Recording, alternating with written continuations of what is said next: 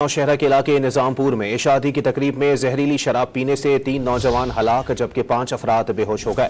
लाशों और मुतासरा अफराद को अस्पताल मुंतकिल कर दिया गया। मजीद जानते हैं डॉन न्यूज के नुमाइंदे परवेज खान से। जी परवेज, मजीद बताइएगा इस वाकये के हवाले से।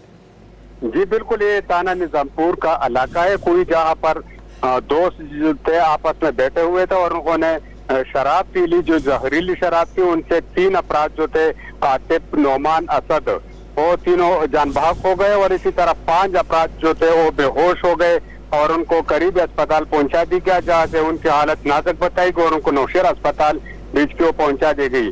पुलिस से जब हमने राबिता किया तो उन्होंने बताया कि यार जो 3 अफराद थे आतिफ, नोमान, असद, आपस में जो दोस्त थे और उनकी उम्र तकरीबन 22 और 24 सालों के करीब थी, वो तीनों जान बहक हुए हैं और इसमें 5 जो दोस्त थे वो बेहोश हो गए और जो 5 अफराद है उसमें 2 की हालत नाजुक बताई गई है। जी बहुत शुक्रिया परवेज।